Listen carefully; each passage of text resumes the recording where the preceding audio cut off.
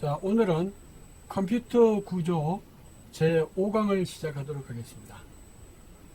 기본적으로 개요가 되지만 우리가 보통 이제 이 컴퓨터가 어떻게 구성이 되느냐, 하드웨어와 소프트웨어로 구성이 된다고 그랬어요.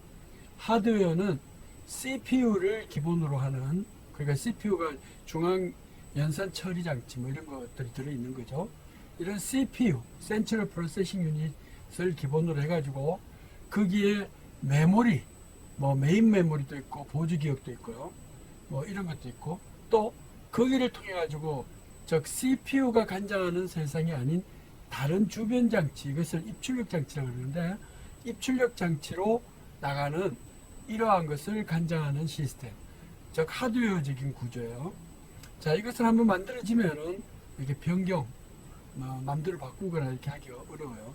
이런 하드웨어적인 구조, 또 이것을 운영하는, 즉 명령을 내려가지고 이것을 실행하게 하는 이런 소프트웨어 시스템이 필요한데, 일반적으로 소프트웨어는 시스템을 구동하는 소프트웨어와 이 시스템을 이용해 가지고 우리 오감을 풍요롭게 하는, 즉 오감을 풍요롭게 하는 응용 소프트웨어, 이런 것들을 다루는 그런 소프트웨어들이 있을 수가 있어요. 자, 일반적으로 이제 여러분들이 CPU다 그러면은 이걸 잘 볼 기회가 없어요. 근데 컴퓨터를 이렇게 데스크톱을 이렇게 뜯어본 사람들은 이런 것들이 들어있어요. 그 CPU의 대부분 구조가 이렇게 사각형 모듈로 되어 있는데, 여기에 왜 이렇게 넓으냐면 실제 칩은 요 속에 조그맣게 들어가 있고, 나머지는 이 핀으로, 즉 다리라 그러죠. 왜냐하면 외부와 연결을 해야 되니까 애드레스 버스나 데이터 버스나 컨트롤 버스를 통해 가지고 해야 되니까 그런 것들을 외부하고 연결하기 위한 핀이 이렇게 달려 있어요. 그리고 여기는 이렇게 알루미늄 캔처럼 이렇게 해놨는데, 이게 열이 많이 나기 때문에 열을 식혀줘야 돼요. 이렇게 식혀주기 위해서, 즉 예를 들어서 히트 싱크라고 그러는데, 그런 걸 달기 위해서 이 알루미늄 캔처럼 이렇게 연결이 되어 있어요. 그래서 뭐 어떤 거는 AMD라고 그래가지고 AMD사에서 만든 이런 것일 수가 있어요. 이걸 즉 인텔이 기본으로 만들어가지고 AMD사한테다가 만들어서 하는 것을 세컨 소스라고 이야기를 해요. 여기 보니까 뭐 코어 2, 커드 이런 말을 쓰죠. 여기는 CPU가 두 개가 들어가 있고, 커드다 그러면은 이제 파이프라이닝을 해가지고 두 개씩 해가지고 총 4개의 이 그 프로세서가 돌아가는 이런 구조라고 할 수가 있어요. 자, 이 CPU 안에는 이제 앞으로 계속 이야기할 수 있는 거지만, 아주 기본적으로 센트럴 프로세싱 유닛이지만 그 센트럴 프로세싱 유닛 안에는 가장 기본적으로 쓰는 게 ALU예요. Arithmetic Logic Unit이에요. 그러니까 우리 사람은 연산을 할 때 4층 연산, 즉 더하고 빼고 나누고 곱하고만 알면은 모든 연산이 가능해요. 그래서 여러분들이 2학년 때 또는 3학년 때 앞으로 이제 일부 배울 거지만 공학 수학이라고 하는 것을 배웠어요. 이 공학 수학은 뭘 하는 거냐? 더하고 빼고 나누고 곱하고의 연산을 가지고 미분도 연산하고 적분도 계산하고, 또 예를 들어서 여기에 뭐 그 사인 함수, 코사인 함수 하는 이런 것도 하고요. 다양한 여러 가지 함수들을 수행하는 거예요. 그게 가장 기본을 이루는 게 더하고 빼고 나누고 곱하는 이런 4층 연산이잖아요. 근데 여기 기본적으로 CPU는 더하고 빼고 나누고 곱하고 이렇게 하지 않고 이 덧셈과 논리회로 로직 오퍼레이션이라고 하는 논리회로를 통해 가지고 이런 4층 연산도 하고 다른 논리 여러 연산도 해요.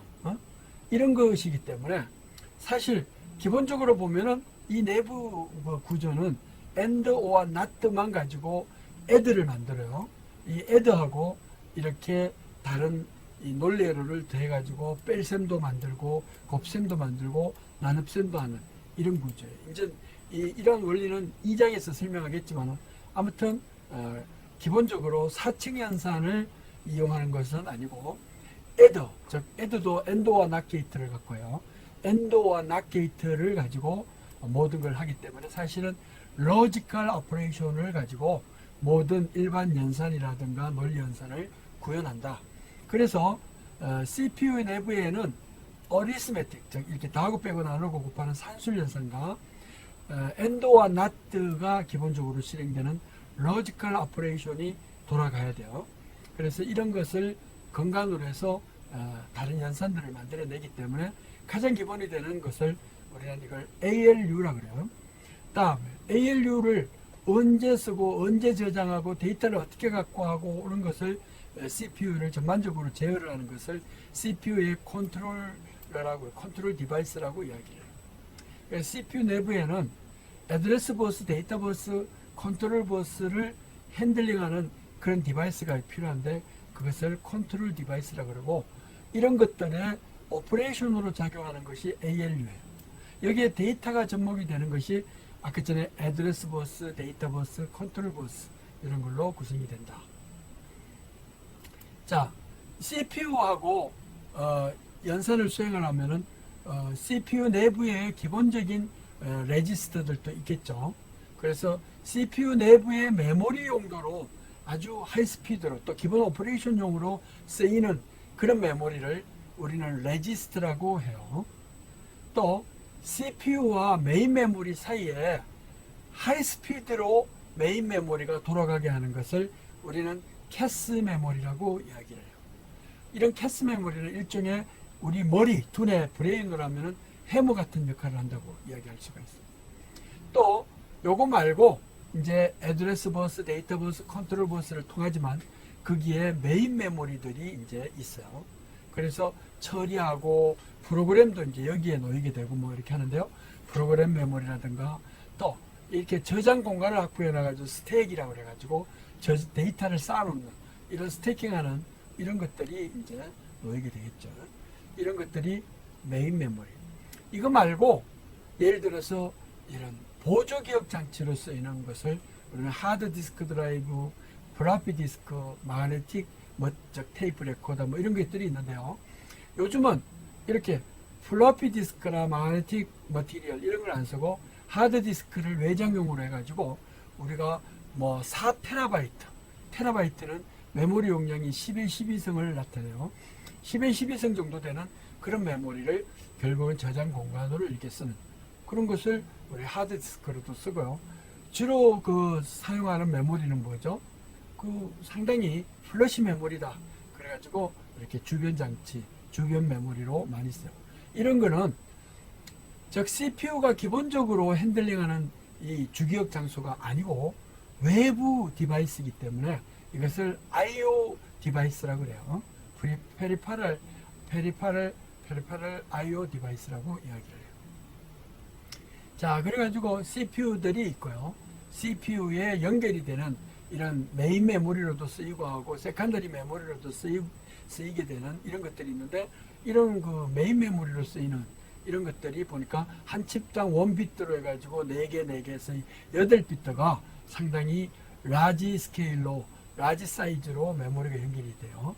이렇게 해가지고 메모리 모듈로 해가지고 노트북이라든가 또 일반적인 이 데스크톱에 이렇게 놓이게 되는 것이죠. 그러니까 이런 메모리들은 일반적으로 테이프 레코더처럼 순서대로 저장이 되는 게 아니고 랜덤하게 어떤 번지에도 순간적으로 딱 이렇게 번지를 액세스할 수 있기 때문에 이런 메모리를 우리는 랜덤 액세스 메모리라고 해요. 이 많은 메모리 이 엘리멘트 중에 어떤 애드레스만 주면 그 메모리 애드레스에 해당되는 번지를 적극적으로 액세스를 할 수가 있어요. 그래서 임의적인 번지를 찾아가지고 저장한다 그러면 이걸 램이라고 그래요. 랜덤 액세스 메모리. 또 이렇게 주변 메모리는 이렇게 메모리 카드를 써 있어가지고 이렇게 메모리 디바이스 SD 메모리라고 그래가지고 이렇게 할 수가 있어요. 오늘 수업 여기까지 하도록 하겠습니다. 수고했습니다.